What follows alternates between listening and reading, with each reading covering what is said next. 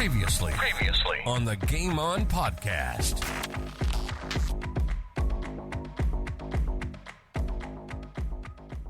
Well, though, Rowie, yeah, we'll move on from there.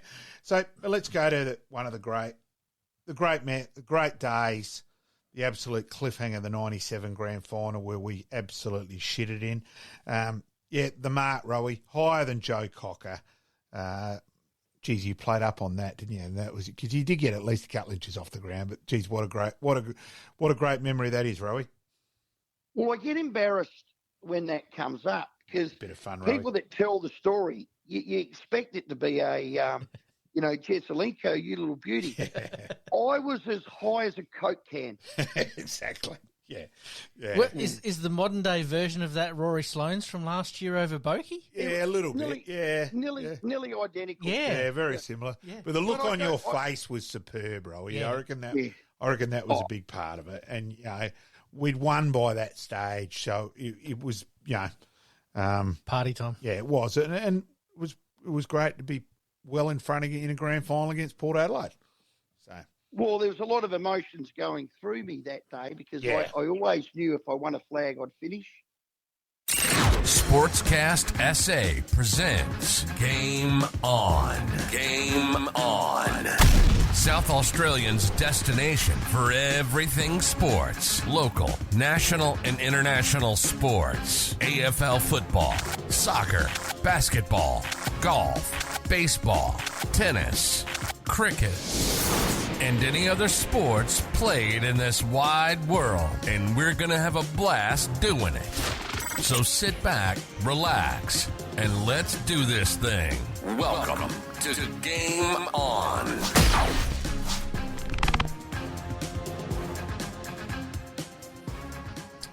Welcome to Game On. My name's Pete, and Malcolm once again. Rowie giving us a little bit of gold there about the 97 grand final, and obviously leading on to the mark that was, and then him deciding to hang up the boots.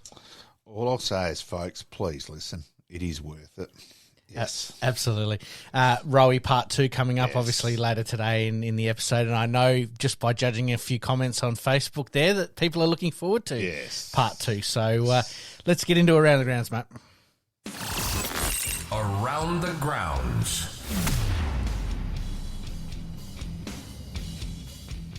All right, today, as per usual, we're going to have a look at the tennis, the SANFL W, the soccer, but we're going to kick off with the AFL, mates. We'll kick off with Port Adelaide first today in that, their trial match against, or community series match against Freo.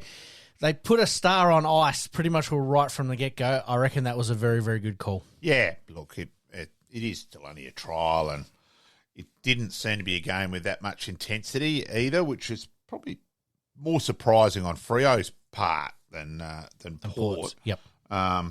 Look, I'll be surprised if he doesn't play round one, but I'm sorry. They've also got the bye in round one in playing West Coast, so, yeah. We'll get to our ladder predictions a little bit later, but you're right.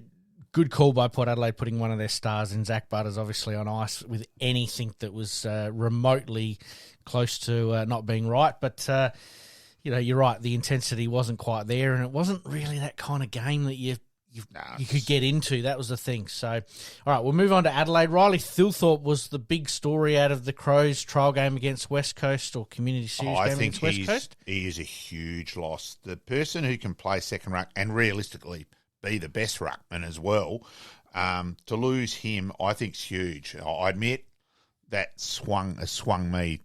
In my 8, I've now got Adelaide not making the 8. I think he's that big an out. Hearing a lot of talk around the traps, obviously, with a lot of commentators picking their top 8s. It is a crystal ball at the moment, and we're going to do exactly the same.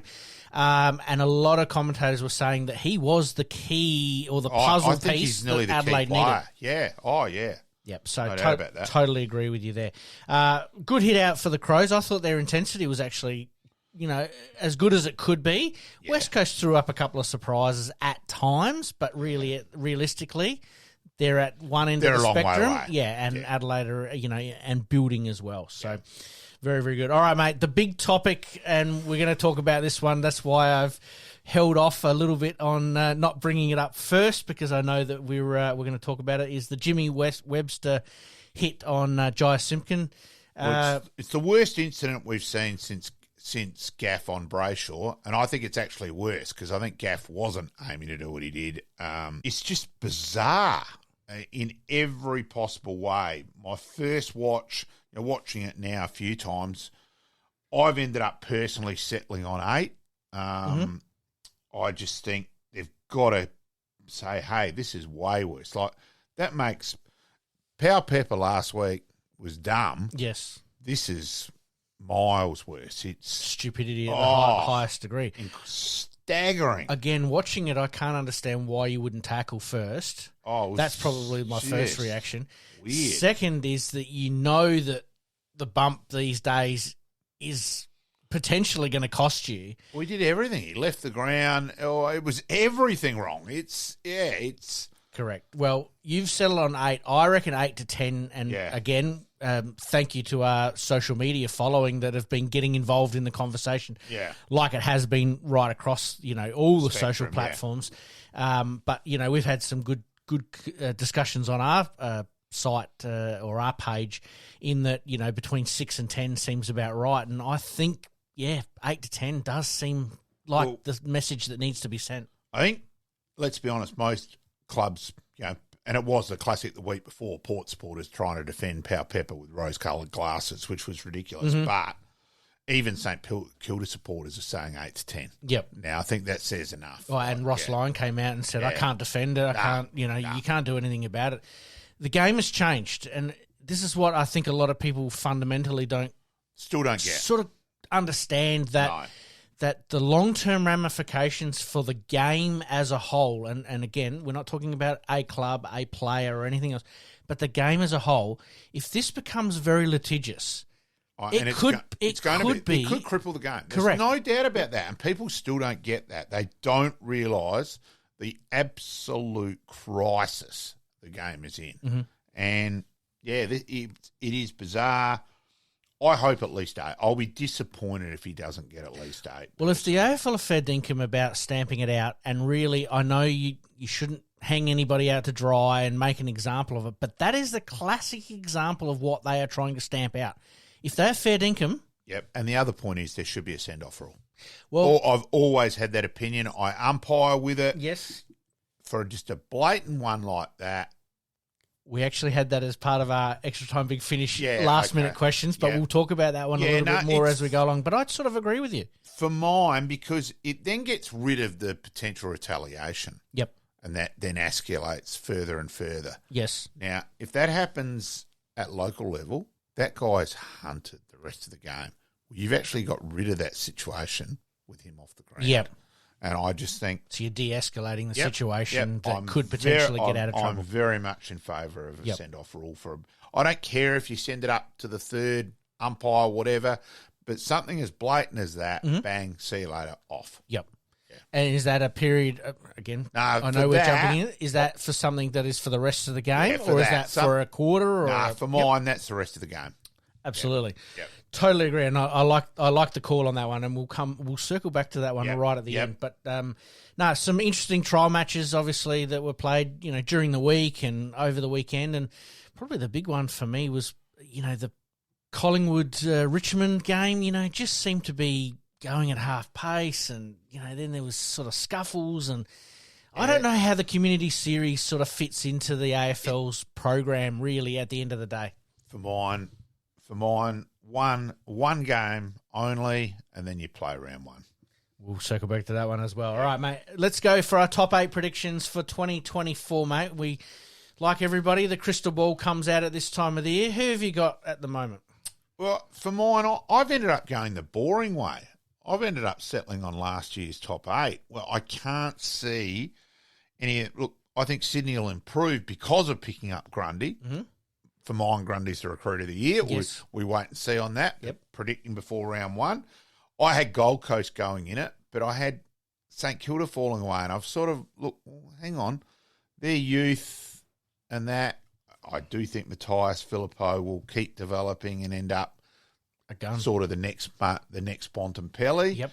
I've ended up with there just settling on the same 8. Now, we don't know. Melbourne at the moment, after their pre-season from hell, is that going to galvanise them and the that we're all in together, or are there something else going to happen? Are they going to fall away dramatically? You know, does the karma bus come and Max Gawn get injured? You know, you just don't know. Obviously, well, injuries do play a big part in how it all shapes up. But I've ended up settling on the same 8. Okay, very cool.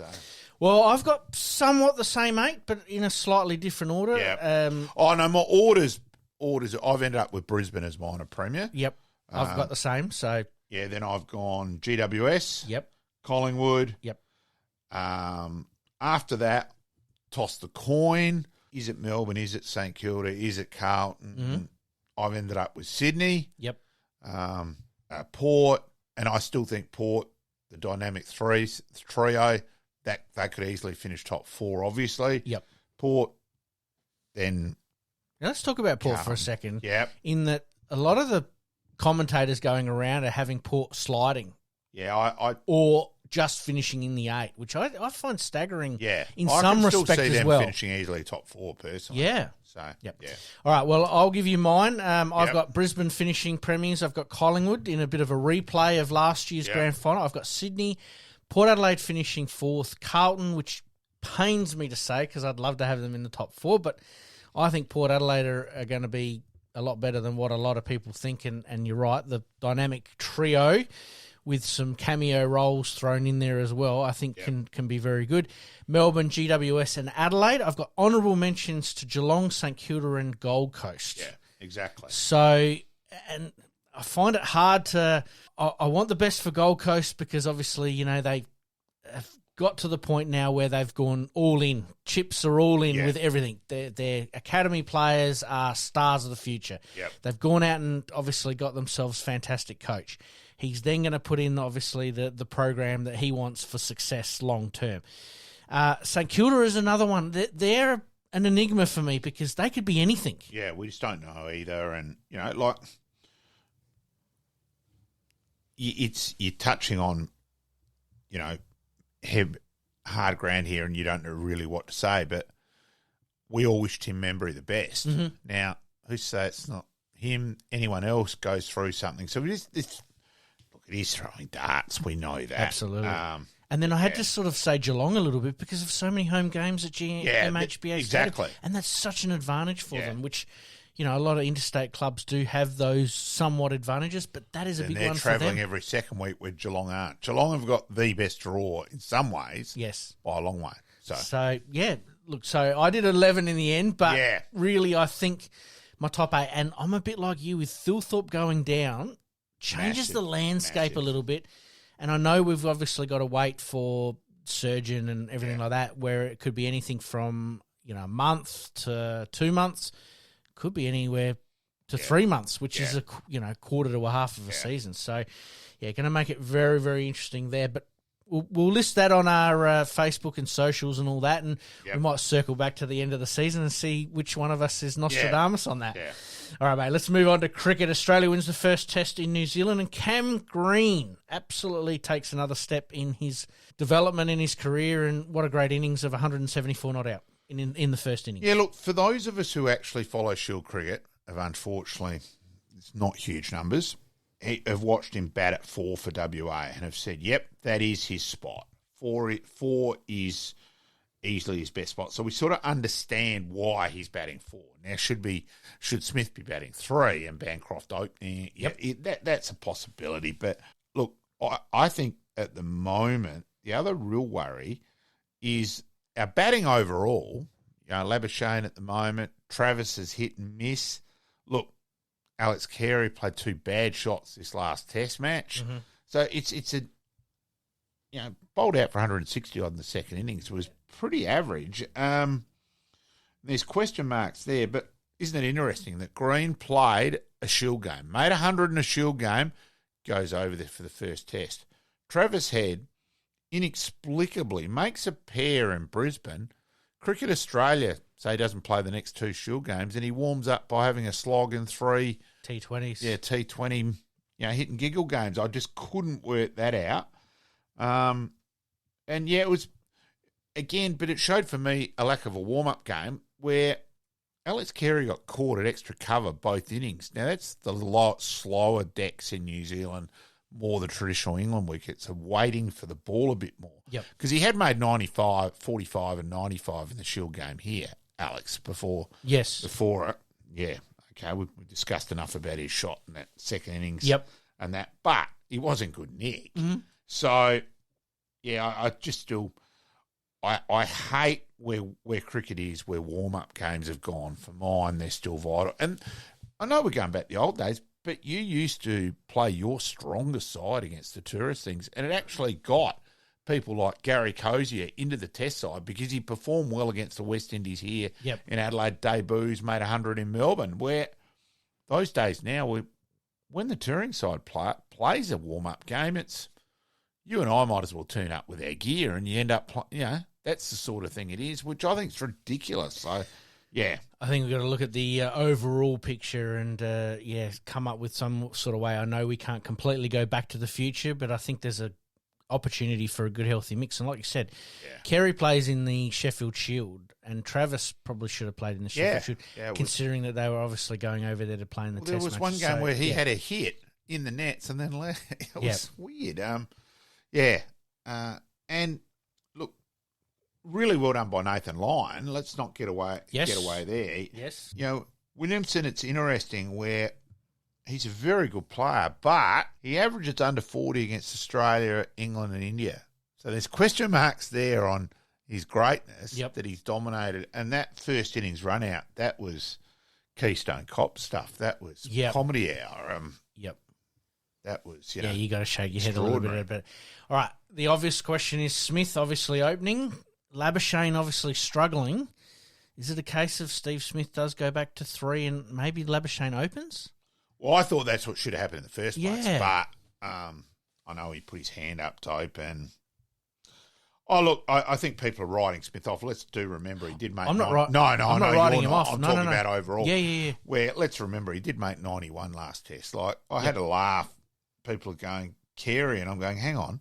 He got 63 last test, 56 the one before that. Like, people's memories... Yep. It seems like now everyone's only got a memory for that last game. Yep. And going, Inglis, and I'm going, hang on, didn't you see the way he's keeping struggles? Yep. Yeah. As I said, not writing Smith off at all. No. I just think that the order's just not quite right. Yeah, and it doesn't seem right, does it? They've obviously picked Green as a specialist number 4, and that is his spot. Yes. Don't you sort of want Steve Smith to be in a strong spot, say at number 3? Yeah, I would have had him 3. Where that is 3 or 4 is his spot. You know what I mean? Like, play to your strengths. That's how I felt. There's a lot of experimenting going on at the moment, and I know you will testify that Cricket Australia is going through a period of change. I mean, Warner's just obviously retired. Khawaja's signalled that he's not too far away from the end either.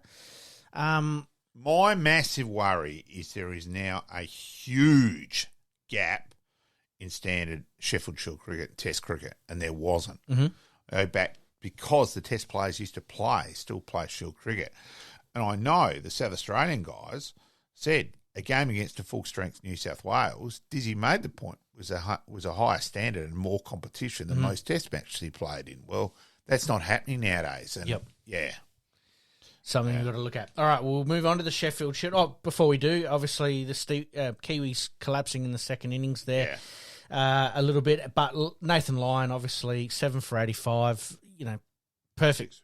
Yeah, he is the GOAT, isn't he? Yeah, in the 7 for 85 collapse. So he got 10 for the game. Yes. Very unusual to have someone get 10 for and make 40 and not get man of the match. So it was quite an extraordinary game. He actually batted pretty well, really. Coming into the night watchman, they dropped him on the last ball of the second day, I think. I think he's now the only player to have made over 1,500 Test runs and not made a 50. There's a bit of trivia for you. All right, we might lock that one away in the vault for next year. All right, we'll move on to the Sheffield Shield. The Redbacks hold on for an entertaining draw against New South Wales with a hell of a lot of runs being scored. Yeah, look, I will say Tom Kelly, because he will be on the show in the next few weeks. But, making 50s in both innings would have been great to see him gone on to make his maiden Shield 100, but at least that was probably the best aspect of the game. Yet again... Manenti did well. Look, he did well, but for mine, they've got to draw the line in the sand. He either bats in the top 6 or doesn't play. His bowling is not good enough at Sheffield Shield standard, well and truly. Yep.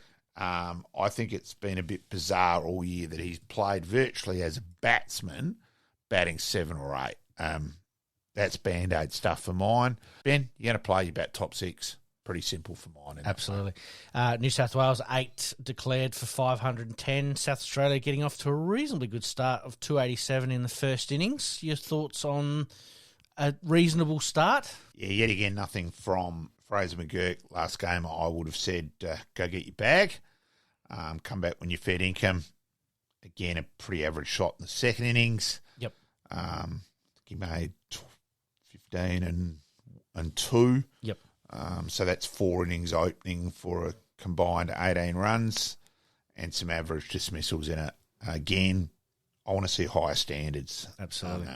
Yeah. First innings, obviously, Nathan McSweeney, Thomas Kelly and Jake Lehman all in getting good starts there with 67, 69 and 56. Good to see them getting some runs. You're right, up at the top of the order, just failing a little bit there. And then, obviously, Manenti with 45 not out. So, some goodish signs, but then, struggling to see a game plan at the moment for, again, a bit like the Australian team, in just putting people where their strengths lie. I've been bemused overall for the year, and I'll leave it at that. Yep. All right, we'll circle back to that one as the season wraps up for the Redbacks.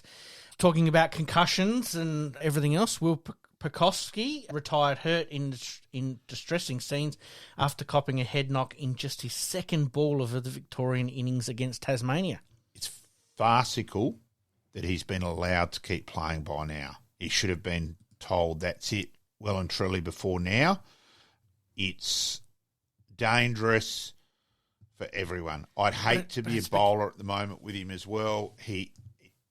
It's also a case of, let's remove Will from it in this, but more people get hit nowadays because the helmet's made supposedly players bulletproof and they don't watch the ball and play bounces anywhere near as well as someone like Ian Redpath who watched the ball. Mm-hmm. Peter Sleep played a bouncer very well, would sway back, watch the seam go past his nose. Now, those days seem to have gone. Players take it on and become bulletproof. And, nowadays you'll quite often see 3 in a day at a Shield game. Out comes Doc Farrell to check the person out.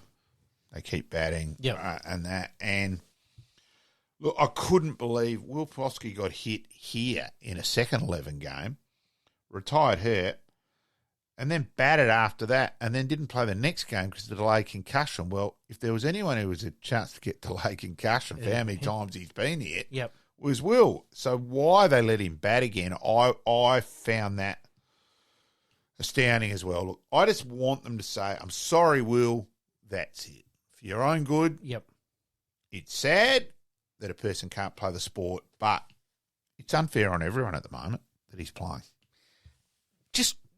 Is this a case of, is it a technical issue that's causing this, or is it just simply that he is not picking up? No, it's technical. He's not watching the ball properly, playing the bounce there. It is technical, but it's happened so many times. That's exactly the thing. Like, it's quite bizarre, really. And I think now he's almost like a deer in headlights with it. And which is sad because he's a great talent, really. Oh, enormous ability. There's no doubt about that. And I think we thought he was going to be the next big thing. But I'm sorry, I feel sorry for Riley Meredith in this, and that's it. I'm sorry, Will. No more. Yep. Fair call. Yep. All right, we'll keep a bit of an eye on that one, but we'll move on to the SANFL. Obviously, trial matches being played last weekend with Adelaide and... Nord got up in their internal. Yes. So very happy with that. Winner, chicken dinner. Yeah. Adelaide beat West Adelaide. That's right. And Woodville West Torrens beat South Adelaide. 2 results exactly how you would have expected. South are going to be rebuilding, and I think you will see a lot of their under-18 side from last year's premiership, minus obviously the ones who've been drafted, play league footy this year. Draper, I rate enormously. He will go top 5 at worst. I think he'll be higher than that. Yep. This year for South Adelaide, but he can seriously play. Yeah. Obviously, as you said, Adelaide and West Adelaide, Woodville, West Torrens and South Adelaide last week, which was interesting. You only had sort of two trial games. And then everyone else. Internal. Yeah, it's interesting. Yeah, absolutely. So this week we've got Glenelg Sturt at Thebarton Oval, 7:30pm on Friday. West Adelaide and Centrals at Hisense Arena at 7:05pm. And then on the Saturday, the Norwood v North game at the Parade has actually changed from 2:10 to 11:40. So any supporters out there that are looking to get to that game, don't roll up at 2:10 because the match will practically be done. So it's very unusual for me to miss a Nord game. No, a wedding in Melbourne on the weekend. Yes, so yes, we'll actually have you. We'll have you reporting on the spot from Victoria next week. So excited about that prospect. Trial games obviously. Then, all right, mate. Let's take a very, very quick break. When we come back, some tennis, the SANFL W, and some soccer. You're listening to the Game On podcast. We'll be right back after this short break. All right, mate, we continue on with tennis, and Alex De Mineur is on a bit of a tear at the moment, winning in Acapulco. He's won that title previously, but he backs up again this year, and then his partner obviously wins the women's singles as well. So pretty good weekend. Pretty good week in the cash pocket too. But absolutely. I think just purely the thing of winning title helps him mentally, and that with probably being a bit scarred after like the way his Australian Open he fell away at the end and all that. So the whole mental sort, as we know how much sports played above the ears, so very important for Alex in that way. And he's certainly come back pretty well. Took a couple of weeks off after the Australian Open and has really sort of started to assert his authority. But the man he defeated in Casper Ruud would be absolutely hating Australians at the moment because he lost last week against Jordan Thompson in the final as well. So at the moment he's not he's travelling pretty well, but he'd be absolutely hating coming up against an Australian in a final at the moment. So obviously the 25-year-old in Alex De Mineur defended his ATP Tour 500 singles title in Mexico.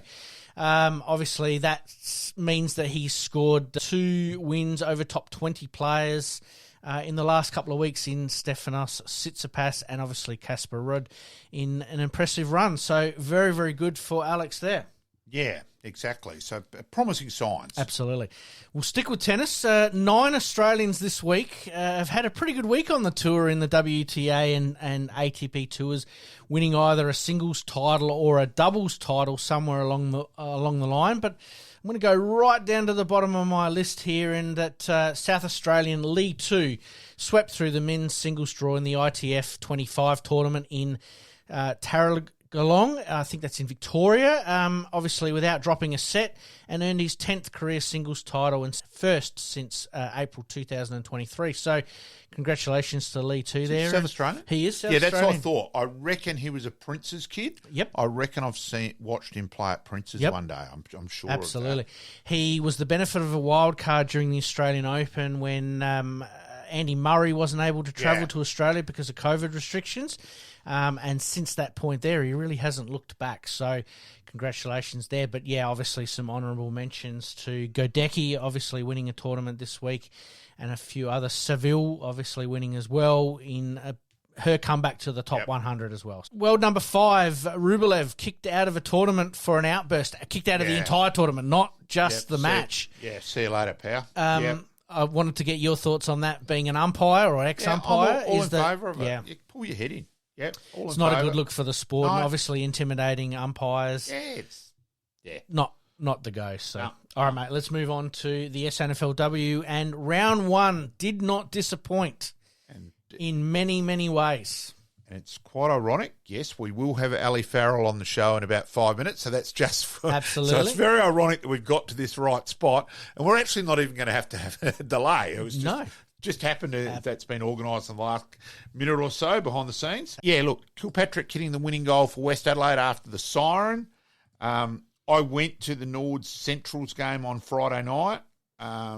Went down to the wire. We will discuss that with Ali. I will say we weren't, and unusually for me, I didn't know how the new rule with time on worked. I assumed it was, and we will discuss that with Ali, because I don't think it's been done well for the overall good of the game. Okay. I don't care about Norwood. We'll remove that from it. Mm-hmm. We will discuss that with Ali in a bit. Well, speaking of Ali, let's get her on the line now for our Local Legends segment. Local Legends.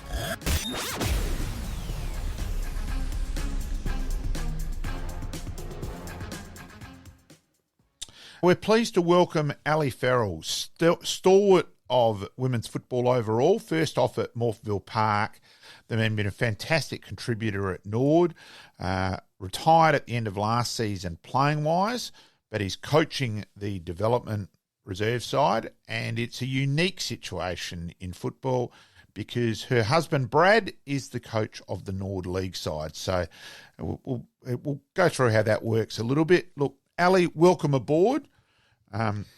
Let's just start with how you started, Park and all that side of where things, you Ali. started your footy and how you got into footy, and let's go from there. Yeah, thanks for having me, guys.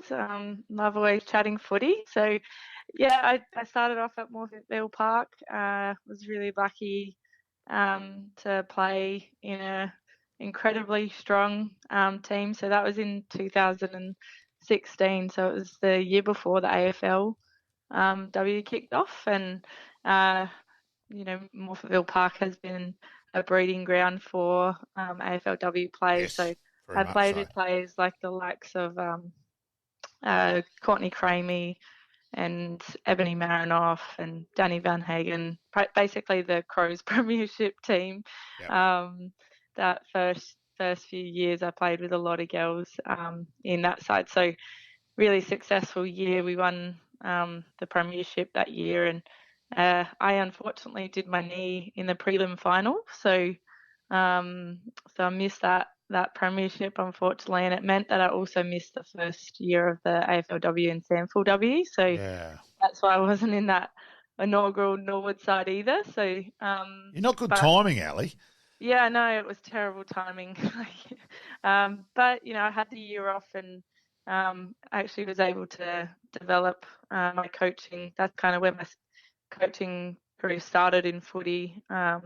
Because I couldn't play, I took on the coaching job at Morpheville Park in the B grade team for seniors. Yep. So that's kind of my history with Morphies. And then the following year, coming back from my knee, Steve Simons, first Norwood coach, he gave me a call and said, "Would you be interested in coming over?" And luckily enough, I've got family ties through Brad, who has always been a passionate Norwood fan his whole life. And that's he's a quality person. That's right. Correct. Yeah, we knew that, Ali. Yep.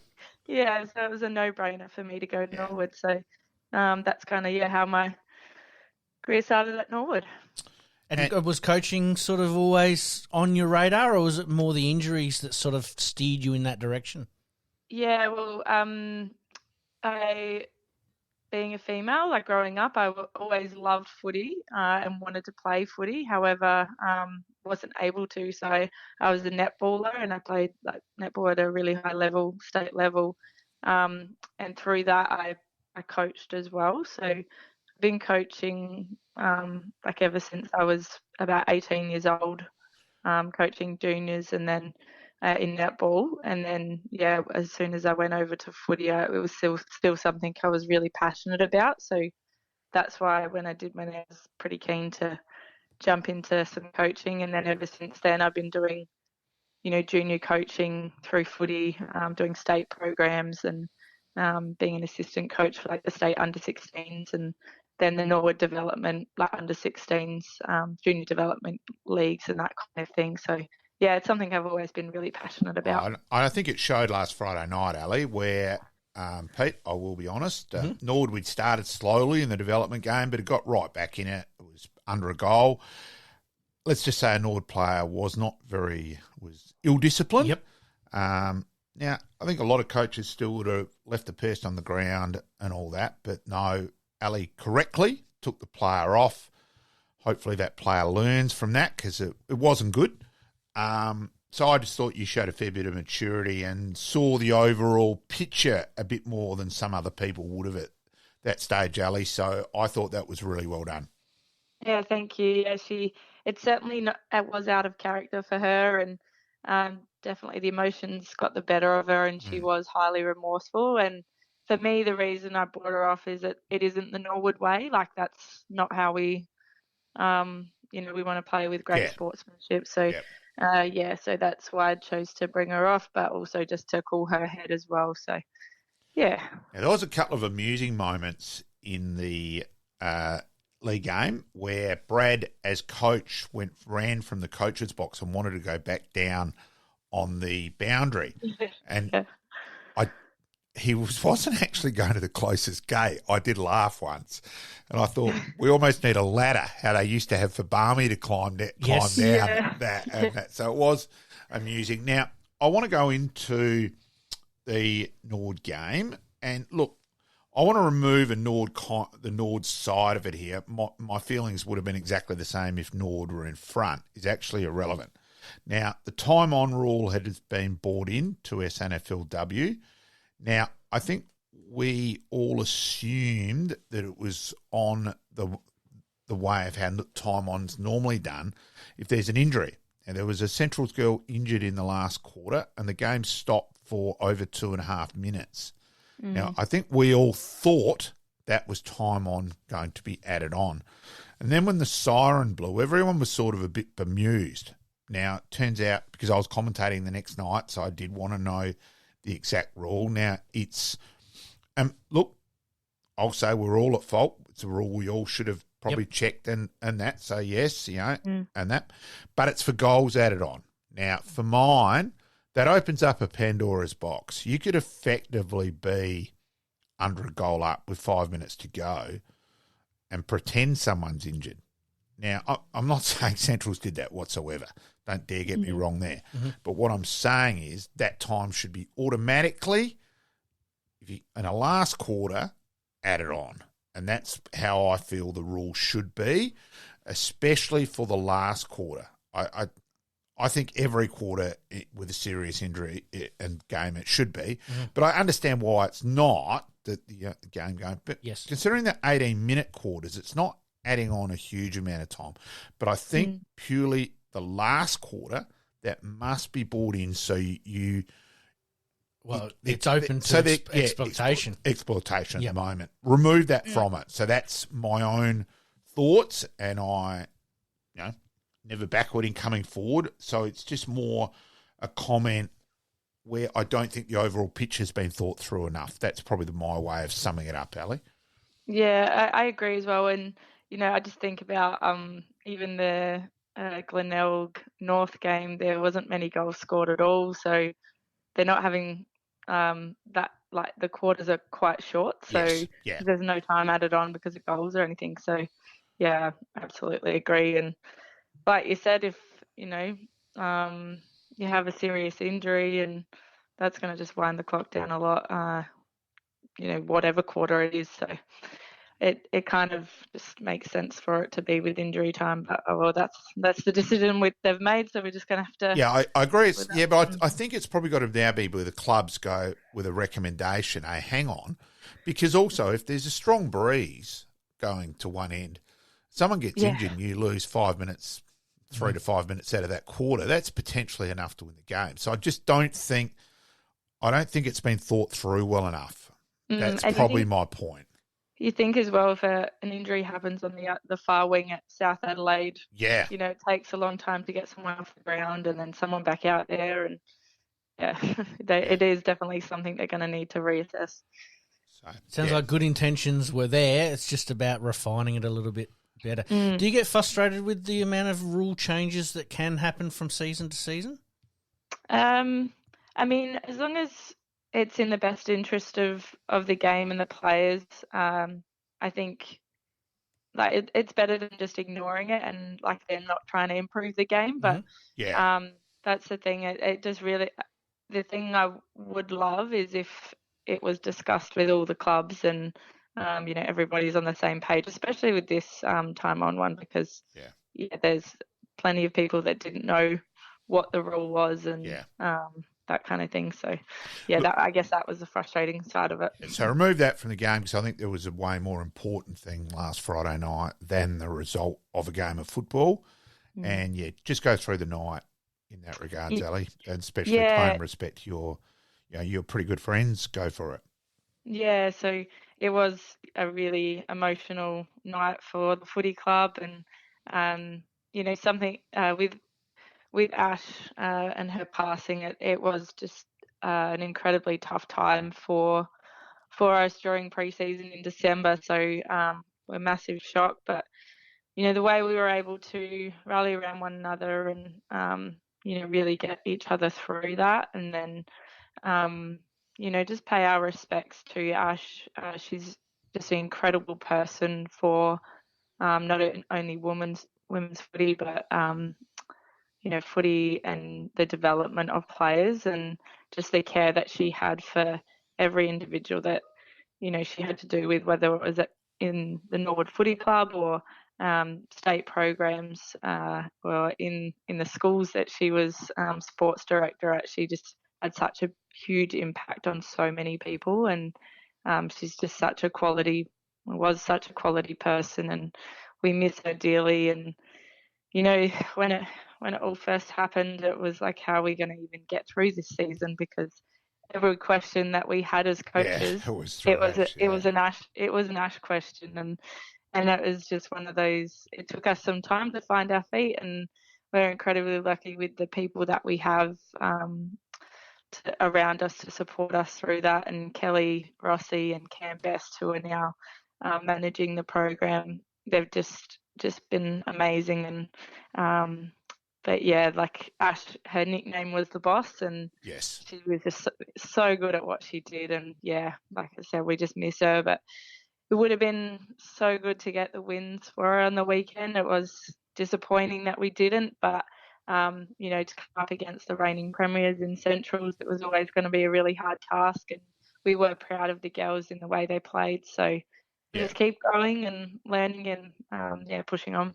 Does that help galvanise the group? I mean, obviously, you see it through a lot of sports that sometimes, a tragedy like that can galvanise the group and really sort of give them that impetus and that goal to strive towards, to obviously honour such a great person. Yeah, and it was definitely something that drove us on Friday night, and I think that's why there was even so much emotion after the game, like more than normal, because we did want to do it for Ash, and so definitely, like, it was a tough time for the whole club, and to see everyone put an arm around each other, lean on each other, it just shows the incredible team and culture we've got at our club. So oh, look, way more important than a game of footy, and I think that showed. She was incredibly passionate about women's footy, and greatly missed. And it was just appropriate respect, and just to give you a hug after the game. That was that side of things. Yeah, no thanks, guys. And be careful going through airports too, Ali. Yes, I'll tell Pete about that in a minute. Yeah, I'm looking in absolute. I'm puzzled at the moment, but we'll talk about that one off air. That's up to Ali whether she wants to breathe. I don't think she'll probly want to breathe that up. So no, you can fill Pete in later. It's a funny story about me. It is actually. Yes. No, I did enjoy hearing that Friday night. Yes. How did you find, obviously, the start of the season, and there seemed to be a decent crowd at Norwood on Friday night, and women's football in general is getting a lot more support, and how do you sort of approach that from a coaching point of view with your players, in that to be interactive with the crowd and show some of those those goal celebrations and really enjoy it for what it is? Yeah, it's always a big buzz round one, and the crowds are really building, which is a massive positive for the SANFL in a whole. And at Norwood Oval, it's just such a great night to have Friday night footy round one. So the girls are really excited for it. Obviously, we had a big build up of pre-season, and we're just raring to go. And there were some great goal celebrations, and you had Shay Hiscock, who when she kicked that goal and did a little dance on the sideline, so get the crowd involved, which was really cool. And it's good atmosphere Friday night, and you're right there, Ali. Nord Oval really lends itself where everyone in the greater Western Stand is almost leaning over. You're almost involved in the game at Nord, and that's where Nord's such a great ground to watch footy from. So, yeah. Look, Ali, we wish you all the best this week, and the season going on. I'm sure we'll touch base with Brad at some stage as well. Always loved your passion for women's footy. I thought it was pretty. It was the respect shown towards you when you retired last year after Nord, unfortunately losing the prelim final to Centrals, but both sides showing their immense respect to you shows where you are highly regarded in women's footy as well, Ali. And we greatly appreciate your time and look forward to catching up. Thanks very much, guys. I love your work.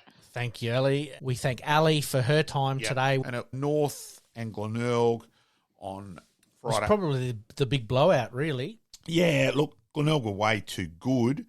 Look, there was one amusing bit, Pete. It was obviously just a flight path, and it was the third quarter or whatever, and the plane came right over, and we could actually read the number on the tail on the plane. So I did a hello to people on flight number 167. Yep. Were obvious. Trays in their upright position and seats sitting up. Yeah, yep. They were obviously tuned into our broadcast to SANFL Now, and I thought the pilot could have leaned out and got a kick at that stage. So that was... that was quite incredible. Well, if he didn't get a kick, he probably could have taken a big hanger, that's for sure. That would have been fantastic.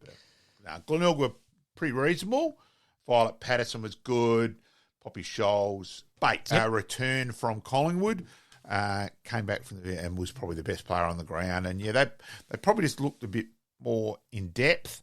Look, I think you can argue on the size of the ground with something like Theberton and Elizabeth. Is it too big? Yes. And that sort of thing. Yeah, but Glenelg always looked a bit more polished, but it still was one goal each at one stage. Yep. And but then Glenelg sort of, because there hadn't been a score to the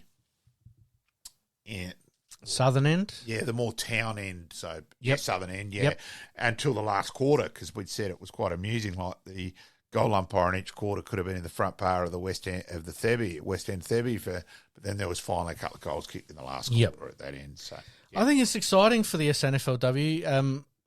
Just looking around at some of the footage, in that the crowds looked like they were hungry for football. It was fantastic to see a reasonable crowd on Friday night at Norwood.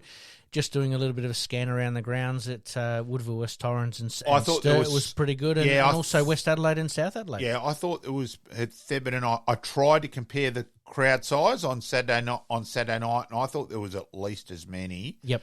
Look, it comes back to my point. I think AFLW shot themselves in the foot with changing the seasons around. This, for me, that should have been the start of AFLW out of that way. And look, I hope when Crows and Port leave the SANFL, for my mind, the SANFL must come forward and try and do that and take advantage. Why not play double headers at that time? I think there's certain things they've got to get it. Well, come February, March, as we said, the Big Bash is at 8,617 games, and it's been an underwhelming cricket summer too, to be fair. Yep. That you're craving footy, and it did show. There was no doubt, showed in the numbers there on Friday and Saturday that people are hungry for football. Yeah. And I think if they'd been SANFL games, I think there would have been really big crowds. Yep. So, yeah.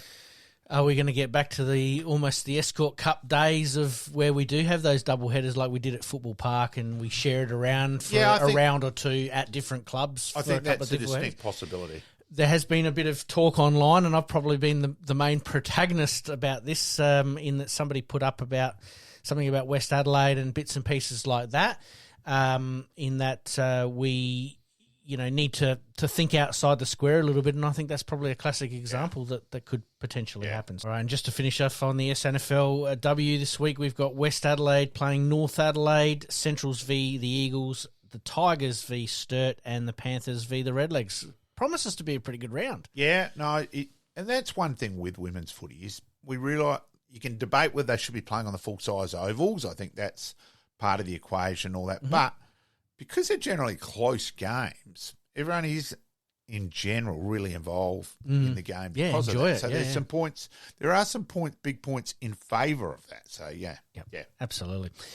We wish all the teams the best of luck for round 2, but if round 1's anything to go by, we're in for a good season for the SANFLW, so get out there and support, and I'm sure you're going to be commentating throughout the season as well, really looking forward to hearing you there. Greatly appreciate Ali Farrell there today. Absolutely. All right, mate, we move on to soccer. The Matildas winning away 3-0 and then coming home and winning 10-0. Pretty impressive, really, at the end of the day. Yeah, look, it was, but I'm sorry, I thought the Uzbekistan goalkeeper thought the net was to stop her from having to go chase the ball. There was a couple of balls there which, shouldn't have been goals. Look, it was a good win, but... I think what was most impressive is that when they played away, it was basically almost sub-zero conditions. Yeah. And then they've got to come over here to Australia, and it was probably one of the hottest days we've had for a pretty long time. Yeah. And then they back it up with 10-0. It probably just shows you where the professionalism in Australian sport is, with cricket for a very long time, with soccer, especially in the women's program, in that we have been a little bit of ahead of the game when it comes to, nutrition and sports science and stuff like that. Yeah. But impressive to win 10-0, which means that they now obviously are qualified. But her father, we're going to talk about Sam Kerr. Her father spills the beans in that she probably won't be playing at the Olympics this year. No, there's a few other things. A court case has come out overnight. We'll leave that alone. Yes. No, she won't be playing in Paris. Look. Where does that leave Australia then? Because obviously it's good that we're getting good game time into the next generation. We know that Sam's not going to be around forever, but she is the linchpin to that team, really. Yeah, but I don't think within the sport that the Olympics is thought of anywhere near the same as the World Cup. Yep. So in some ways it's great preparation for the next World Cup. So, and not taking anything away from the Matildas players, who are absolutely fantastic in their own right, but, such a big name and quality player, hard to replace. Yeah. We'll stick with the Matildas in that Adelaide Oval is going to host a game. Peter Malinauskas last night announcing that I think in late June that we're going to get a bit of a warm-up game. And that'll be a sellout. Yeah, they'll sell Adelaide Oval out for that. That they are a hot ticket everywhere and all that. And so, great news for South Australia. So another big sporting event that we can tick off. And you're right, it's going to be the hottest ticket in town, right in the middle of the AFL season too, which means that it's going to be absolutely pumping once again. Interesting to see what they do with that in terms of where they'll put the pitch. Will they have to take the no, obviously the wickets are out, aren't they? Sorry, cancel that. I was thinking the wrong way. No, but obviously there will be some certain standards that they've got to reach. Yeah, I'm sure they've had the final of the A-League at Adelaide Oval before. It'll be press button, repeat. I would have thought Damien Hoff will be all over that. That won't exactly be a challenge for that. Not at all. We'll move on to the Adelaide United. Another loss, unfortunately, going down 3-2 to Wellington. But, were there some positives? I mean, 2 goals away from home. That's the positive.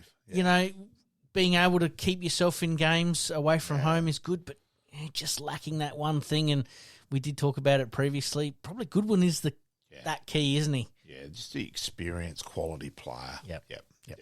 All right, mate, we're going to take a very, very quick break. When we come back, Stephen Rowe, part 2. Hi, I'm Rachel Spawn, and you're listening to the Game On podcast. Past players, past legends.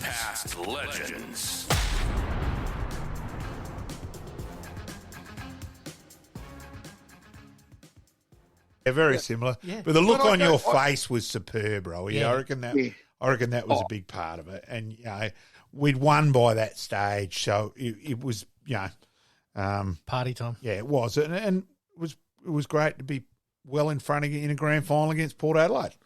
So. Well, there was a lot of emotions going through me that day because I always knew if I won a flag, I'd finish. Yeah. I had other things in life. Football was never going to define me, but I loved my Nord days. So I wanted a flag. It wasn't greedy. One was enough. But if you roll back, we had a terrific year. After losing the 96 prelim, we were destined to win it the next year, make no mistake. Yeah. From Jars to Macca to me to James West to Jerry Dantocchi, the senior blokes that were all in their 30s said enough was enough. And then the Johnny Cunninghams, the rest came for the ride. And I think we had about 10 in the stateside too. You know, James Tyson, Damien Obbs. We had a hell of a lot. Simon Eastow. Yeah. Yep. I was in that state game we played in Canberra. It was massive. So the last game of the year, I did my ankle badly. And I mean really badly. I don't know, it was a Liz Frank or something. And it's a 6-7 week injury. So I missed the whole final series. And I was training and working hard to get back. The prelim was against Centrals. Centrals, yeah. And Macca got reported hitting Stuart Dew. Yep. And I remember speaking to Rhodey, and he said, "Look, Rhodey, if we're fit, I've got to tell you straight out, you're not going to make the grand final team." And you have to cop that. And I wouldn't have been in front of Sujay Cook or Cunningham or those guys when they were fit and playing well. As good a season as I had, and as good a form that I was in. So Macca, my dearest of mates, the club great, gets reported. If he didn't get reported, I'm not a premiership player. Yeah. So when that siren goes, I had the most mixed feelings. I didn't run to a teammate. I ran to Macca, and Macca was the first out there. Yeah. And I hugged and sobbed, and I just felt for him, and feeling lucky for myself. Yeah. And the emotions that went through that split moment, I'll never forget. And it means nothing to Macca. He wouldn't even remember that. But I beeline to him because there was a sense of guilt. There was a sense of appreciation. There was a sense of destiny. There was a sense of all these emotions. And if Macca hadn't punched Stuart Dew... And he went on video too. He was he didn't actually get reported at the time too, so that was a bit controversial back then. So, and here's another great story about Macca. Our club wanted to take that to the Supreme Court. Yeah, and Macca said no. It was uttered to him, and he said, "Pig's ass." He said, "This is about the team. Yeah. They don't need me. They'll win it without me," and we did. Yeah.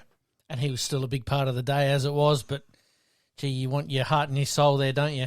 Hey, Rowie, now before we get to the coaching side and all that, one of other favourite memory of you is a Rowe family member. We were at a Nord junior game.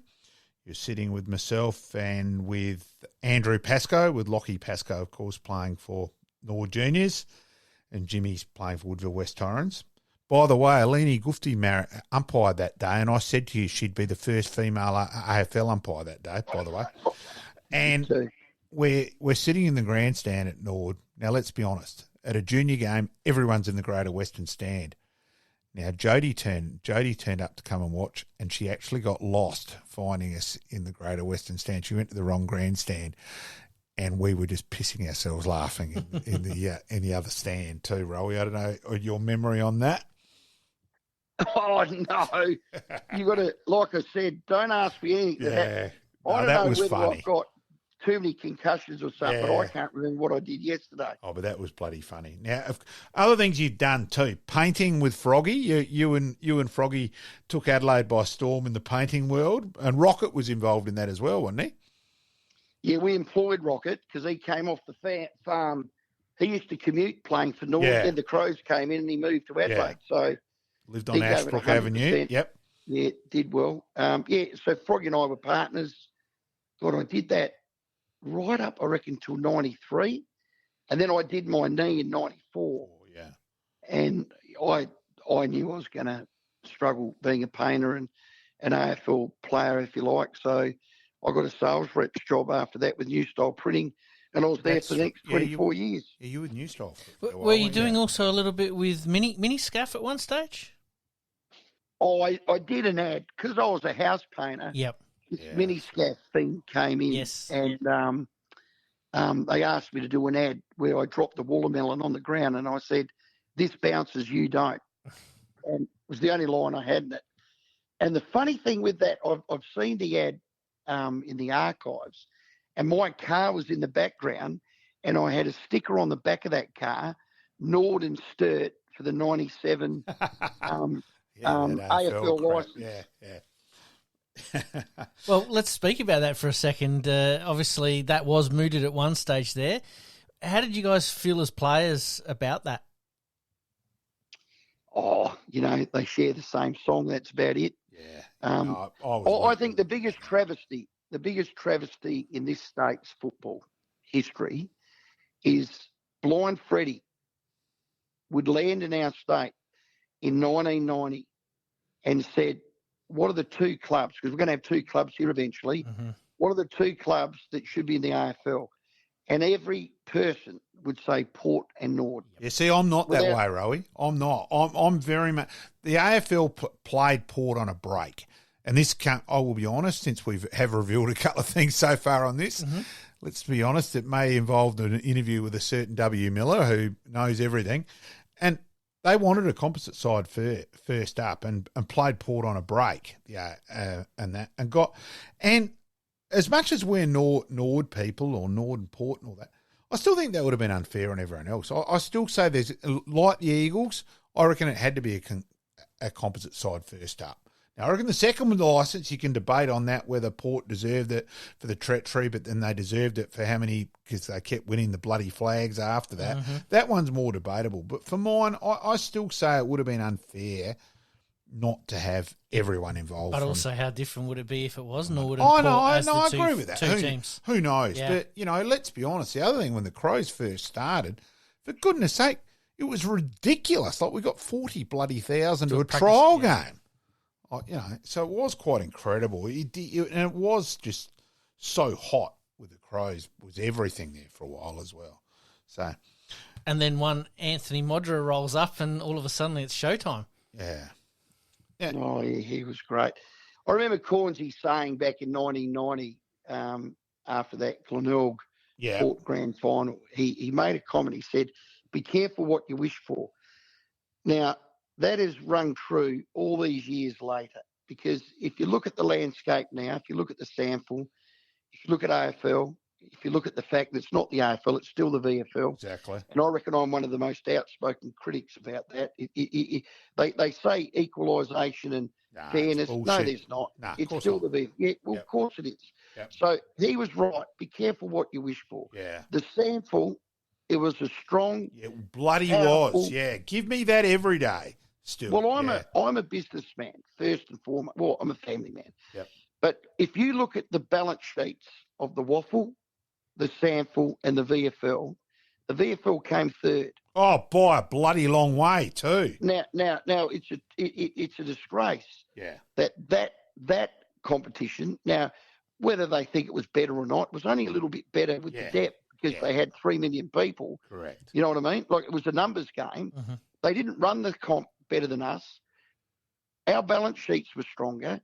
But yet we've merged into them, and they've weakened us. And I know. And our money bailed them out. Yeah, and our money bailed them all out. Clubs were going to go under. The whole competition, VFL was bankrupt. It was going to fall apart, and it was. There wasn't this bloody big, huge gap. Yes, there was a fraction more depth. Yes, fraction more depth in terms of height.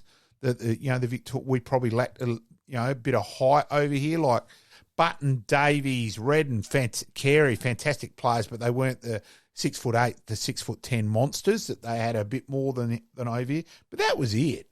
The bullshit that there was a big, huge gap is a load of crap. Yeah. So I'm very firm on that as well, Rowie. So after that too, now while we get into your coaching side of things, the other thing too, I'll give you your due. We won't name the couple of failures, but there was a Nord boy who got picked up very high in a draft by Melbourne, and you said, no, won't play more than 10 games. And then you were a big push for Joel Patfull and tried to tell the Crows to pick him up and got rejected on that. And then look where he went, etc. So your record on, there's a few others as well. Grundy, you were a big fan of as well. You get a few ticks there because You said this all before they played. I'll give you that, Rowie. You nailed a few in that regard. Oh, look, you can say even a blind squirrel can trip over a nut every so often, but the reason I made calls like that is when you're coaching them and you see all their behaviours on and off the field, you get to know their character, you're a little bit more attuned and educated to make a call. I'm now sitting in the comfy seats in radio and I make calls and they're nowhere near as educated because I don't know them. Yeah. But I'm in the game of making comment, having a comment and an opinion. Yeah. So when you're in club level and you're training with them and playing with them, and I'll always respect that. When someone works with someone closely, they're going to be far better position of knowledge than what I am. So the reason I got those ones right back then is because I work with them. Yeah. No, that's a well-put way of putting it. So you were Nord under-17 coach and you were very successful with that, then assistant coach at Glenelg, and, of course, you were involved at the state level for over a decade as well, Rowie. Go through some of those experiences, mate. Well, my dream after I finished playing was to be a coach, and that was my sole focus. And, again, you sit down with Wally, what's the plan, how do you go? Well, Rowie, you're probably not going to walk straight into a senior job like Macca or, Neville Roberts, those sort of blokes. You're going to need to do your dues. And he said, the best coaches are teaching coaches. And to be a teaching coach, you need to coach the juniors. Yeah. So I said, well, give me the job at Nord's under-17s then. I didn't want the 19s. Yep. I wanted the under-17s. Yep. And I did that for 5 years. 5 years, yep. And I bloody loved it. Yeah. I honestly loved it. So I'm working away diligently, and I had in my head that I could go from that to a senior coaching position. Yep. Now, you do your math, who the bloke was that they gave the job to when I was still there, and I got my nose out of joint. Yep. I don't so, blame you on that. Yeah. Again, you go back to your mentors and the decision makers, and the next thing I was told to do was you need to go to another club. Yep. Go to another powerful SANFL club and now work at senior level as an assistant. Yep. So Which I said, you did. that's sound advice. Mark Micken, dear mate of mine, he was looking for a midfield coach. It fitted with my hours of what I was doing. And I said, done. I'll go join Rubbers. I think I was with him for 7 years. We had relative success. We finished top. A couple of times went out straight sets, played in grand finals, worked with the Josh Carrs, the Richard Douglases, Bryce Gibbs, some fantastic players. I got to my second year of working with Mark Micken and seeing the hours he puts into each player, seeing the care he has for each player. He's a school teacher, by the way, and just the most beautiful man. Yep. The knowledge he had in football, how he could talk, how he could set a game up, structures, implement it. I would sit with him and our midfielders and go through tape. And after a year or 2 years, and this is the secret in life, you've got to know your level. Water finds its level. Yep. You've got to know your level. And I said to myself, I ain't ever going to be as good as him. Okay. So the dream of being a coach for Nord stopped right there. Okay. Right there. Yeah. It stopped. I thought, there's no way I could be as good as that. So why would I apply for a job for Nord if I'm not going to be the best man? So I was happy to see my days out with Rubbers. He got lynched by the mob down there. He got sacked. Yep. And if he went out one door, I went out the same door. Yep. So we left together, and I've never been in a coaching position since. How did you find, coaching at another club, a totally different environment to what you've known, obviously, at Norwood? Well, it's different, isn't it? Because you're not pulling on the jumper. You're there to help senior coach and the playing group.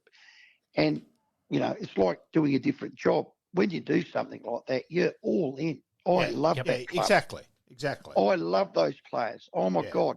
I've been invited back to Hall of Fame inductees. I've had them say beautiful things about me and their development and all of that. And I loved it. I did. I'm not comparing it to Nord.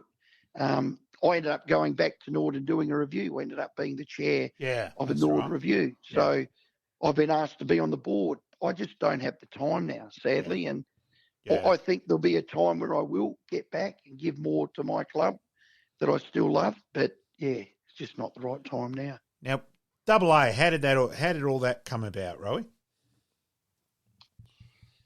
How did that come about? In 1997, I got interviewed by Barry, Ian, and Pilco, Baz and Pilco. What, to play the part of Peter Plus? Yeah, keep going, Rowie. I couldn't help myself, Rowie. Keep going. Well, Plussy is actually in this story. Okay. So I got interviewed by him. It was a Crows issue, and remember, I'd been sacked by the Crows, and I was playing for Norwood. They probably rung 20 people for a comment. No one would comment. So they ring buffed me, and I did. From that, Baz quite liked, I guess, the cut of my jib. So about 2 weeks later, this was coming into the 97 finals, I got a phone call from the producer of the 5AA Brekkie team. Can I do a ad for Target, Corralta Park Target on Anzac Highway? And it's a paid gig. I got $50 or something. I was working at New Style. It was 7:30 in the morning. I thought, I can do that for $50. And I had no idea what it was. I got given a script. It was all ad lib. I'm talking on air, and then this bloody Peter Plus voice comes on and pays me out, like launches me. And I'm thinking, who the hell are you? Like that. And we've had this massive fight on air, Plussy and I. Right. Like a full bore fight. So you didn't know about Peter Plus? No, didn't know anything about it. Right. I didn't know I didn't know anything. Anyway, didn't hear anything. We win the grand final. I get drunk for 3 weeks. Go back to work, and it would have been about early November. The producer of the 5AA station rings me and says, "Look, we're breaking up Baz and Pilco. Baz is going to put his Barry and Brekkie show together, and he's asked for 2 people. He wants Rowie Yu to be an on-road reporter and a bloke by the name of John Blake to be a comedian." Well, the rest is history. Yeah, wow. That is a good story, isn't it? Yeah, that's huge. I did not know that at all about the Peter Plus. And, of course, over here in South Australia, it was legendary, the Peter Plus bit. So, it's surprising you didn't. And so when did then develop? So you're on the Brekkie show and all that. Keep going with. So when does the sports side of it come into play? Well, I did the Barry and Brekkie show, I reckon, for 4 years as an on-road reporter. We did the show in New York. We did it in LA. Yeah, I do vaguely remember that. Yep. I love Baz. He is a radio genius. Bloody oath. A radio icon. He's a Hall of Famer, and they will never build another Barry Ian. He is an icon. Him and Fatty Francis, Jeremy Cordeaux, they don't make him like that. So, truth be known, the quality of radio now as a craft, shit. Crap. And I tell you why it is crap.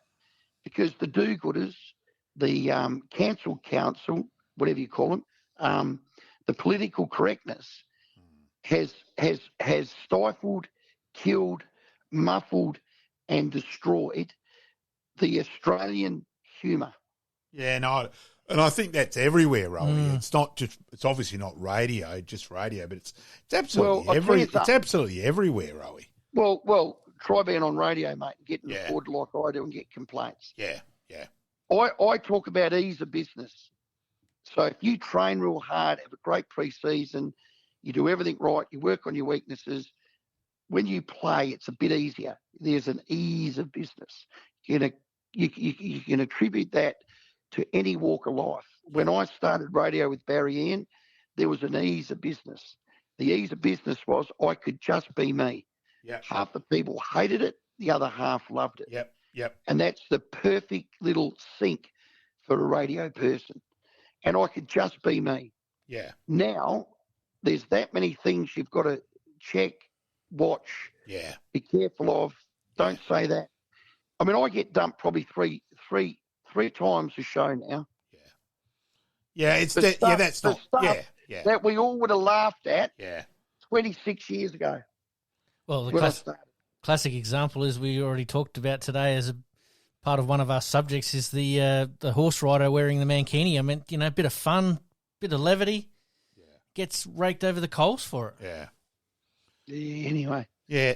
So, Roy, let's go to another thing then. When Jimmy got picked up by Adelaide, it was it was fantastic radio.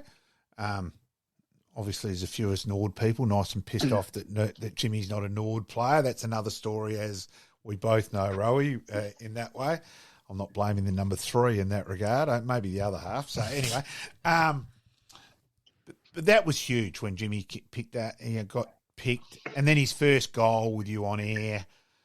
Now, since you've gone out on your limb on this, I'll go out on my limb on this one. I think it is absolutely farcical that Lockie Murphy he's been added to the leadership group today. And this is nothing against Lockie Murphy whatsoever. Personally, I reckon he's a nice bloke. But how in the hell he's still on an AFL list and getting a regular game because he can chase a bit and tackle a bit compared to a natural footballer has me stuffed. I think it's a load of absolute crap, and I'm pretty glad too that Malcolm Blight disagrees with it as well. So, yeah. Oh well, look, I'm not gonna get embroiled in that. What I will say is that the day he got drafted, because I know the hard work he put in, was the proudest day of the Rowe family. Yeah, bloody oath.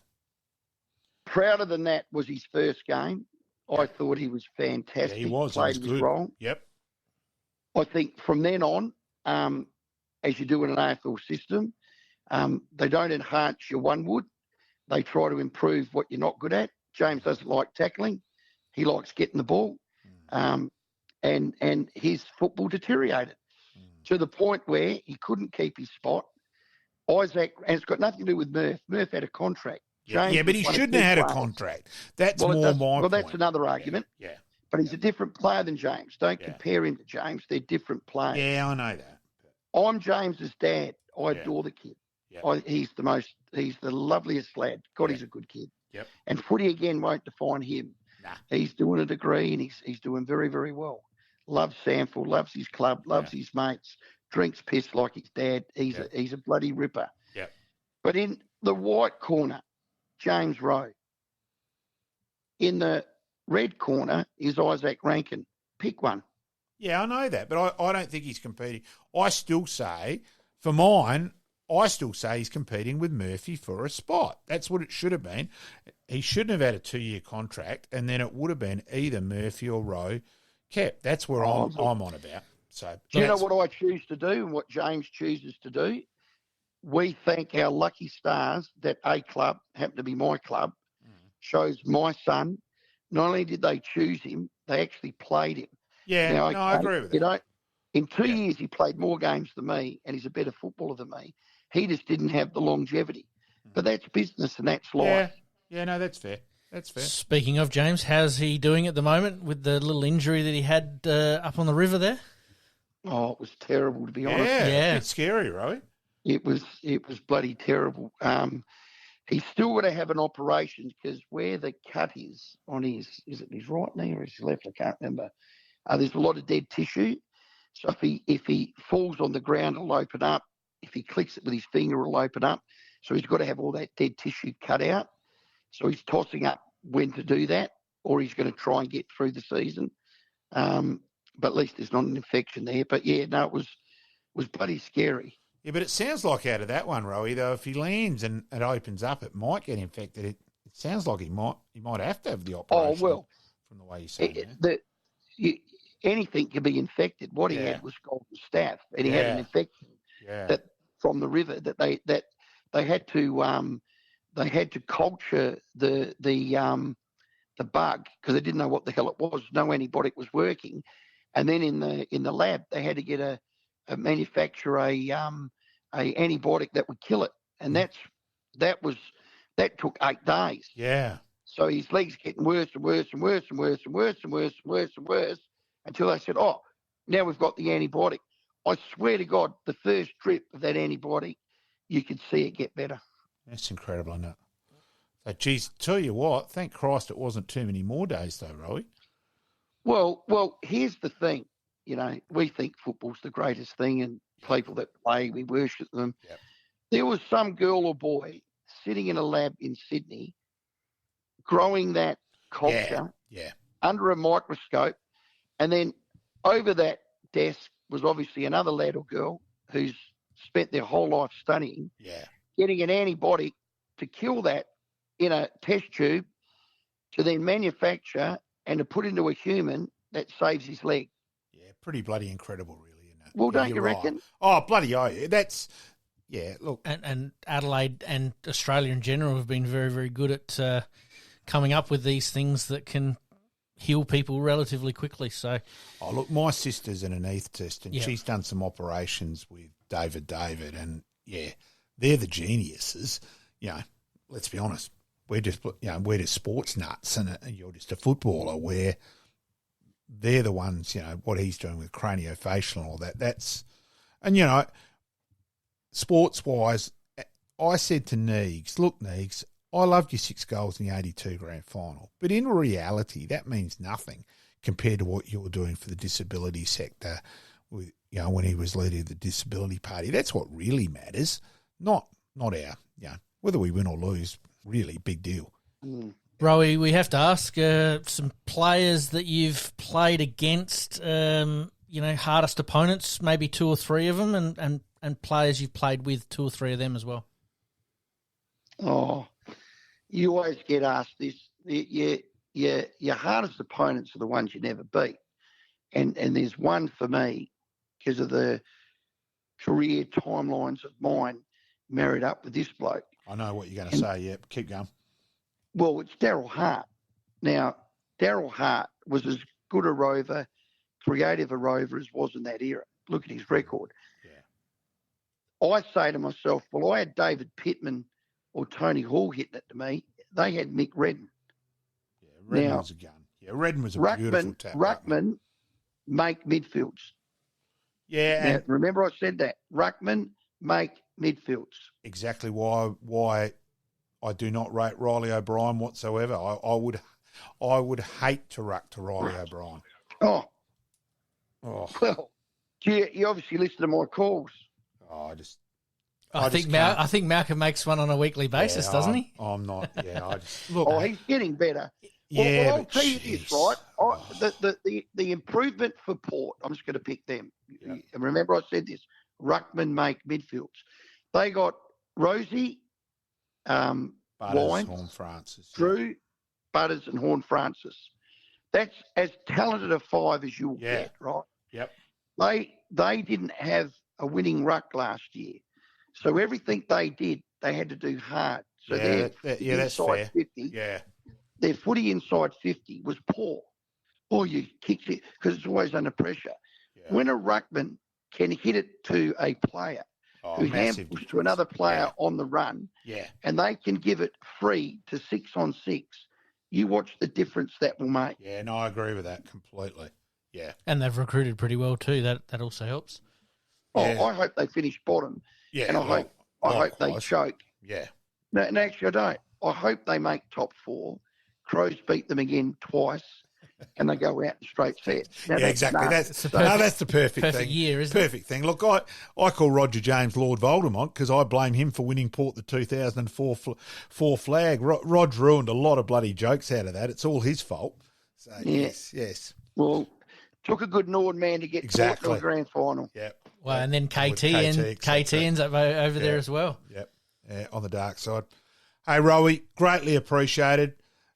Always, some great memories, as I said, on that tennis court at 3:00 in the morning, etc. over the years, Rowie. Always obviously enjoy chatting with you on radio as well. Greatly appreciate your time tonight. Say hello to Jody. Say hello to Jimmy. Before you go, mate. Give your radio show a plug. Yeah, and radio and your new business. Let's be honest too, Rowie. Now give the windscreen business a plug as well, mate.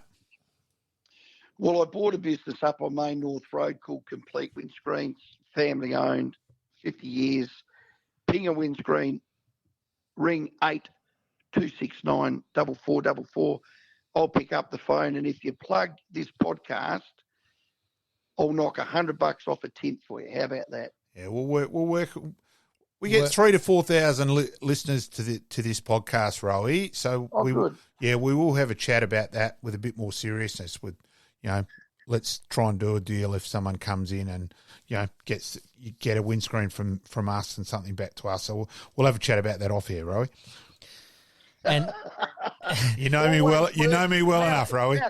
Malcolm, take a deep breath. You're right. You don't want to breath. All right. Mate, we have to say one thing before we let you go. One last thing. Obviously, your co-host on the 5AA radio show, Timmy Ginniver. Great to have that Nordport rivalry, and you guys bounce off each other pretty well. Well, you know the worst thing about that? He's a good bloke. Yeah. That's the bloody problem. He's just... Everyone loved Timmy fucking Ginniver. No, that's true, actually. Well, we've had him on as a guest of the podcast as well, and you're right. There was not a bad word to be said, that's for sure. No. He's a good long lad. way. All right, thanks. Thank you, Rowie. Thanks, Rowie. See you, mate. We'll chat. Thanks, Rowie. And we thank Rowie there for his time, and he's not backward in coming forward, Rowie, is he? And really good to have him on the show, and like he said at the end there that, he's co-hosting, obviously, with Timmy G, and he can't stand that everyone loves him. Look, with Rowie, a spade's a spade. It's always been that way. Maybe not always to his own advantage and all that. Yep. But look, there's never any bullshit with Rowie, and so, appreciate that. With a couple of things he said to his own benefit, I'm probably a little bit nervous there, but look, we appreciate it. Oh, absolutely. Yeah. And no, it's great to have Rowie on. And I thought, his honesty in, obviously his time at the Crows and then obviously coming back to Nord and really understanding his role and, that in the pecking order, he was probably third or fourth. But when he did get his opportunity, and Graham Corns even told him, you did your job perfectly. And if the teams had 24 players these days, he probably would have played 100 games at the AFL level. But we certainly loved having him back at Nord, and like the little intro earlier on there, him at the 97 grand final and taking that mark and, finishing up obviously on that note was really good. So, all right, mate, let's go into happy days. Happy days.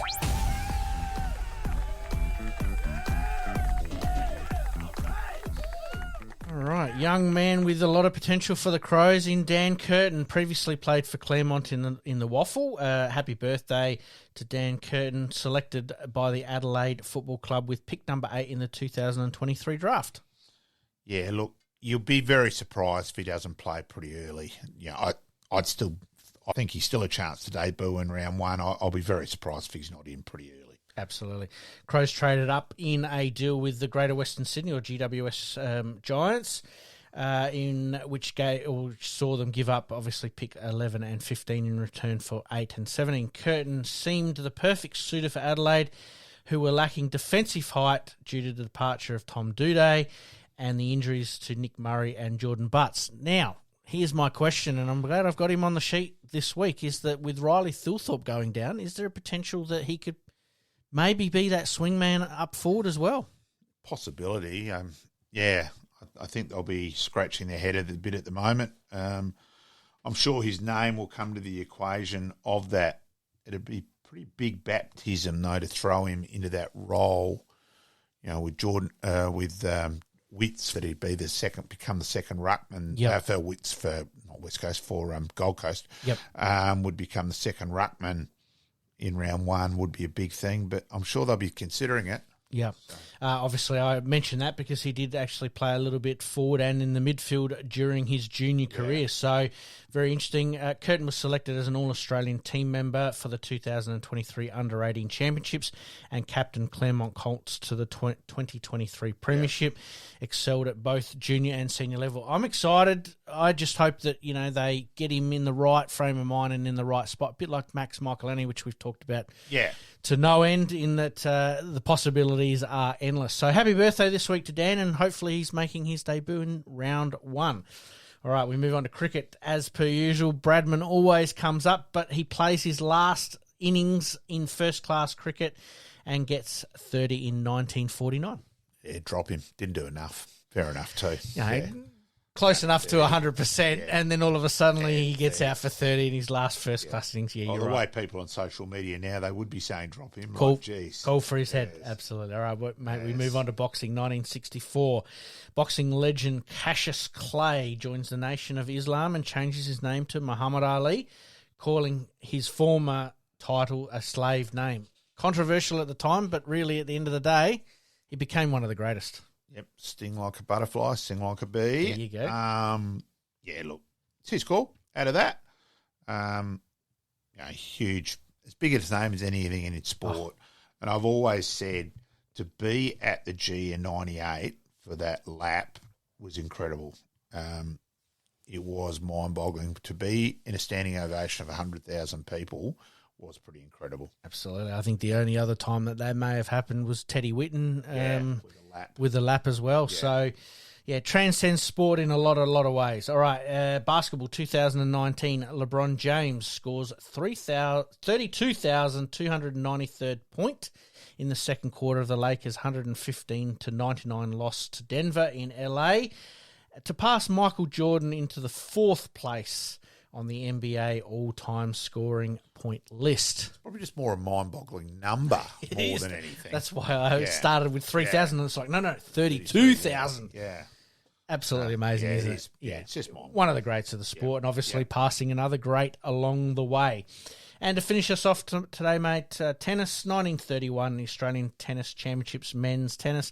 Jack Crawford wins the first of 4 Australian titles and beats fellow Australian Harry Hopman. Yes, Hopman Cup, obviously famous name, name. But Jack Crawford, one of 4 titles, is probably doesn't get in the scheme of written up. Like he probably should.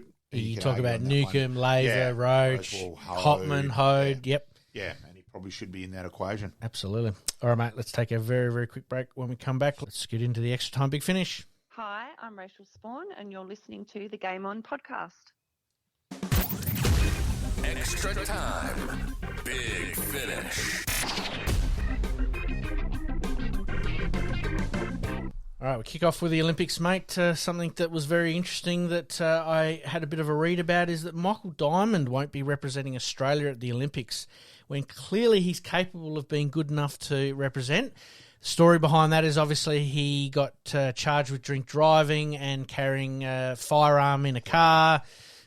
He obviously won that appeal, so you'd sort of think that would be not forgiven and not forgotten, but you'd think that would sort of change things. But he's actually going to be coaching for another team against Australia, which is just mind-boggling, really, at the end of the day.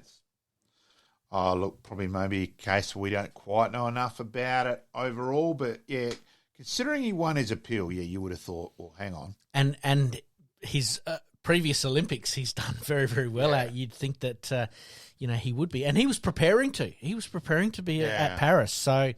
I thought I'd just chuck that one in there just as a bit of an interesting, mind-boggling, head-scratching moment. Yep, absolutely. The NBL finals. Let's go on to the NBL finals. We've got, obviously, the play-in has happened for the elimination teams, and the Sydney Kings are now out of the tournament. Melbourne United are going to be taking on the Illawarra Hawks, and the Perth Wildcats are going to take on the Tasmanian Jack Jumpers. So, go you Jack Jumpers. Absolutely. This play-in tournament is very interesting, the way that it goes. Obviously, the Sydney Kings were obviously eliminated last week. Melbourne United are going to be playing against the Illawarra Hawks. So, very interesting to see how this is all sort of played out, and obviously the finals is going to be one for the ages, I believe.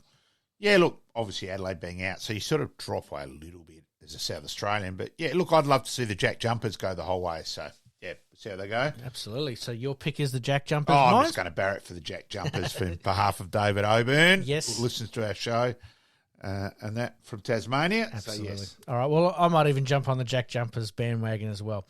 All right, the NRL played in Las Vegas. The first round or so got underway with the Sea Eagles defeating the South Sydney Rabbitohs, and the Roosters defeating the Broncos. But once again, like every sport, a racial comment has come out, and it's sort of soured what potentially is going to be a fantastic sort of opening round for the NRL. Yeah, and it was interesting hearing yesterday with one of the rugby guys saying he believes it'll be in America indefinitely now, that will, that it was an overwhelming success. Look, the racial comment could have happened anywhere. Look, it's disappointing. We should be moving. I don't think we are. We're improving that, but it's just no place for it. I think that's probably the big thing. Absolutely. We wish the NRL the rest of their Las Vegas experiment the best of luck. We've got the Knights and the Raiders, the Warriors, the Sharks, Storm, the Panthers, the Eels, the Bulldogs, the Titans and the Dragons, and the Dolphins and the Cowboys for week 1. We move on to golf, mate. Rory McIlroy opens the door to a live switch with rumours swirling around about it. He's been staunch against it, but really the landscape of golf is changing on a daily basis. I think it's a good thing. Yeah, let's just wait and see on it. I'm going to chase up Nick Haslam. I've said I'll do that, and I haven't done it yet, so I will do that this week. Mm-hmm. I'll touch base on that one to try and get Nick on the show as the tournament director here. So I'll chase up Has this week. Absolutely. And just to finish off, mate, we are going to come full circle here because we talked about it at the beginning of the show, is that should the card system to be introduced to the AFL or the send-off rule? You've already overwhelmingly said absolutely. Personally, I've always believed in it. We talked about it briefly about whether it should be for a quarter, for the whole game. Again, that's that grey area that we've got to sort of work out.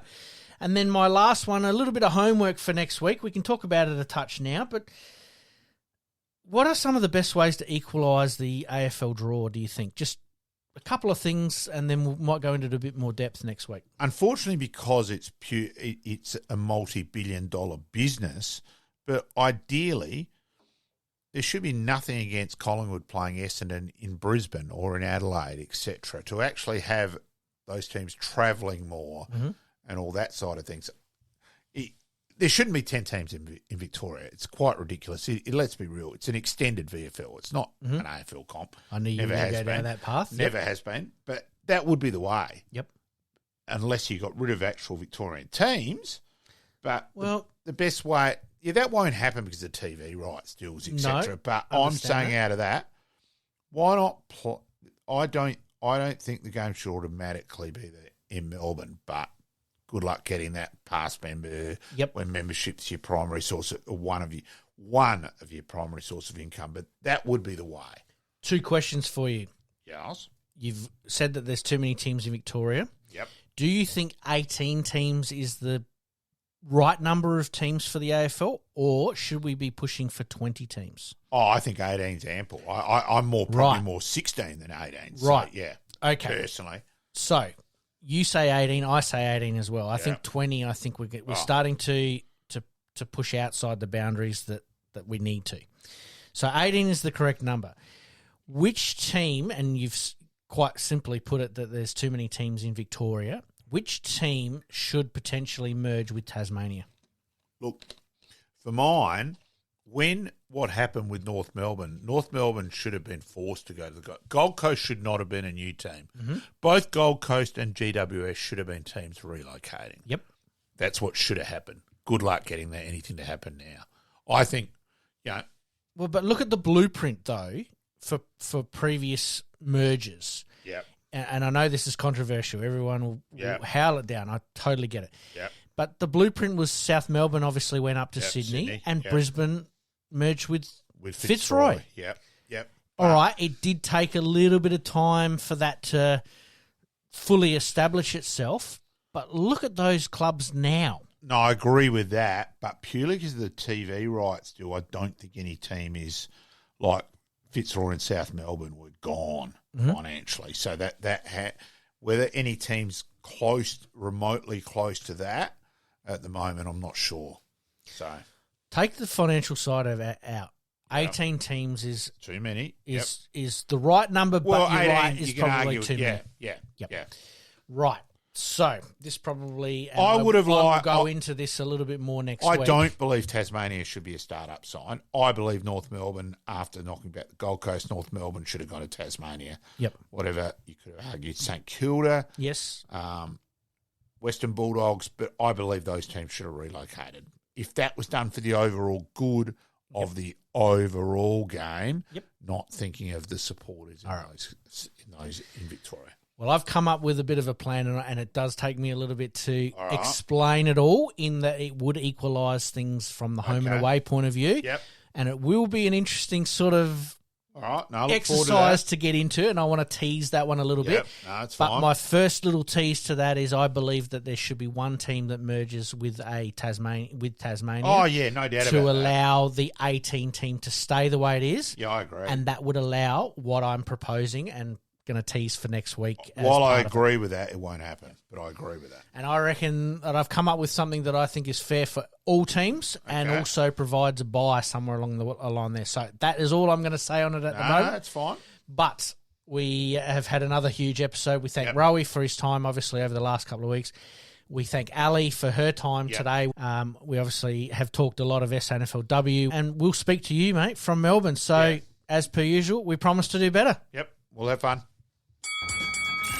In this crazy world we live in, we all need the distraction. Enjoying the show? Like, rate, and subscribe. Hook up and connect with us on social media at Sportscast SA. We'll see you next time on Game On.